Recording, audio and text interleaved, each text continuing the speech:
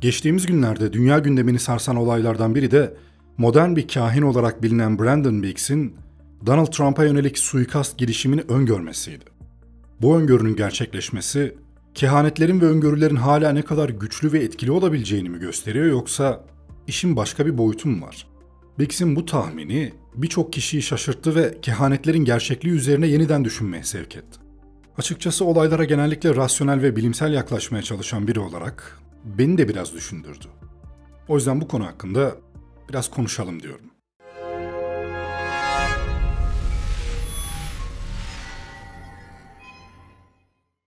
İnsanlık tarihi boyunca geleceği önceden bilme arzusu, kültürlerin ve medeniyetlerin kalbinde önemli bir yer tuttu hep. Kehanetler ve öngörüler bilinmeyen yarınlara ışık tutma çabası olarak her zaman merak uyandırdı ve tartışmalara yol açtı. Eski medeniyetlerin bilge kahinlerinden modern zamanların medya ünlülerine kadar birçok insan geleceği görme yeteneğiyle öne çıkmıştır. Kimileri rüyalar aracılığıyla ilahi mesajlar aldığını iddia ederken, kimileri astrolojik hesaplamalarla geleceği tahmin etmeye çalışmıştır. Ama kehanetler sadece mistik ve ezoterik alanlarla sınırlı kalmamış. Bilimsel öngörüler de günümüz dünyasında önemli bir yer edinmiştir. Örneğin 20. yüzyılın başlarında Nikola Tesla'nın günümüz internet teknolojilerini öngörmesi veya 21. yüzyılda Stephen Hawking'in insanlığın geleceği hakkındaki uyarıları bilimsel öngörülerin önemini bir kez daha gözler önüne sermişti. Ancak bu videomda bilimsel öngörülerden ziyade meselenin ezoterik ve mistik yanını ele almak istiyorum. Brandon Biggs'in Trump'a yönelik suikast girişimini öngörmesi gibi bir örnekle başlamak iyi bir fikir diye düşündüm. Önce size şu meşhur videoyu izleteyim. Çeviri makine çevirisi, o yüzden çok iyi değil ama temel olarak anlayabilirsiniz neler söylediğini. Because the Lord told me, He said, I am not done with America. Amen. He said, there's going to be a new wave of patriotism coming out. And that's whenever I saw Trump and I saw a red wave coming out of Michigan. And then I saw Oklahoma and there was embers of people and they were all on they had torches all throughout Oklahoma and they were raising up these torches that looked like fire. And they were bringing forth a new patriotism upon the nation. And it was being birthed and it just kept spreading like fire all throughout America, all throughout. And I saw Trump rising up and then I saw an attempt on his life. This bullet flew by his ear and it came so close to his head that it busted his eardrum. And I saw he fell to his knees during this time frame and he started worshiping the Lord. He got radically born again during this time frame, interceding I saw him winning the presidency through great. The Lord showed me it would go clear into the summer. Great persecution would come on him through the judges and through the law and all these people trying to sue him and all this stuff. But there would be a stop to it, and there things would start to break free come toward the fall. And then I saw him winning the election through the Patriots coming out and voting. And then there will be a great economy crash. Yeah. I saw they had a great economy plan, a crash. Yeah. Worse than the Great Depression. Brandon Biggs bir Hristiyan pastörü ve modern bir kahin olarak tanınan biri.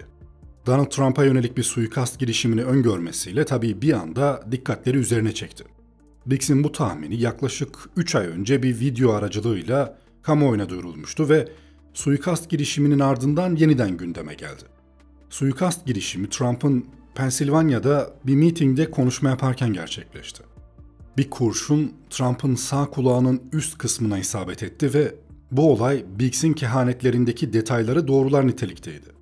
Biggs bu olayın Tanrı tarafından kendisine bildirildiğini ve Trump'ın hayatına yönelik bir suikast girişimi olacağını, kurşunun kulağının yanından geçeceğini ve Trump'ın bu sırada dizlerin üzerine çökerek Tanrı'ya dua etmeye başlayacağını öngörmüştü. Bu kehanet suikast girişimi gerçekleştiğinde sosyal medyada hızla yayıldı. Biggs ayrıca bu olaydan sonra Trump'ın Hristiyan inancında daha da güçleneceğini ve tekrar başkanlık seçimlerini kazanacağını iddia etti. Bununla birlikte seçimlerin ardından Amerika Birleşik Devletleri'nde büyük bir ekonomik krizin yaşanacağını ve bu krizin ülkenin tarihindeki en kötü kriz olacağını da öngördü. Bu kriz Biggs'e göre ülke liderlerinin Tanrı'ya yönelmesi ve dualar etmesiyle sona erecek ve Tanrı'nın nimetleri Amerika'ya geri dönecekti. Biggs'in bu kehanetleri şu anda birçok kişi tarafından dikkatle izleniyor ve tartışılıyor. Bu olay kehanetlerin ve öngörülerin hala ne kadar güçlü ve etkili olabileceğini düşündürdü insanlara. Şimdi bu olay kehanetlerin gerçekliği ve doğruluğu hakkında geniş bir tartışma başlatacak gibi görünüyor. Birçok kişi bu tür öngörülerin sadece tesadüf olabileceğini savunurken, diğerleri Biggs'in gerçekten de ilahi bir bilgiye sahip olabileceğini düşünüyor. Eleştirmenlerse bu tür kehanetlerin genellikle belirsiz ve geniş kapsamlı ifadeler içerdiğini, bu yüzden gerçekleşmeleri durumunda kolayca doğru kabul edilebileceğini belirtiyor. Bu tür öngörülerin nasıl mümkün olduğu hakkında kesin bir bilimsel açıklama yok. Ancak psikoloji ve nörobilim alanında yapılan bazı araştırmalar, insanların bilinçaltı süreçleri ve ön sezilerinin bazen doğru tahminlerde bulunabilmesini sağlayabileceğini öne sürüyor. Yine de bu tür öngörülerin gerçek mi yoksa tesadüf mü olduğuna dair kesin bir sonuca varmak zor. Bu tip olaylarda çoğu detayı görmezden gelme eğiliminde oluyor insanlar. Mesela Trump olayındaki kehanet, gerçeğe çok yakın bir kehanet kabul ediyorum ama gerçekle bağdaşmayan yönleri de var. Mesela kehanette kulak zarının patlayacağı söyleniyor ama bu olmadı. Trump'ın kulak zarında herhangi bir hasar yok. Kehanette Trump'ın seçimleri kazanacağını da söylemiş ama Biden gibi bir lider karşısında bunu öngörmek çok zor olmasa gerek. Ardından Amerika'nın ciddi bir ekonomik krize gireceğini ve bu durumun liderlerin Tanrı'ya yönelmesiyle son bulacağını söylüyor. Bu ekonomik krizin büyük buhrandan daha büyük olacağını söylüyor.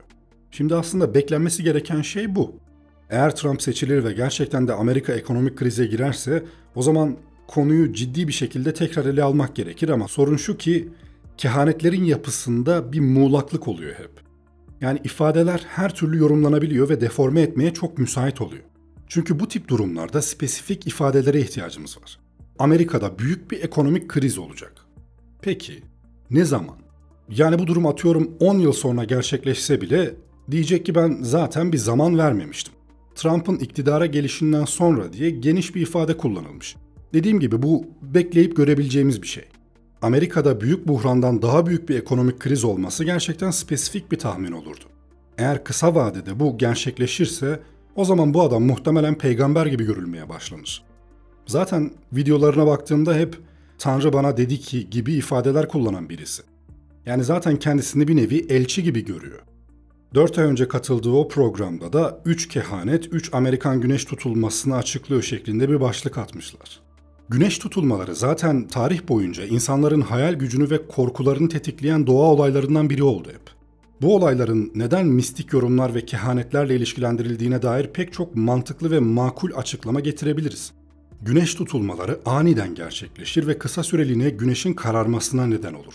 Bu olayın özellikle eski zamanlarda bilimsel açıklamaların eksikliği nedeniyle doğaüstü güçlerin işareti olarak görülmesinden daha doğal ne olabilir ki?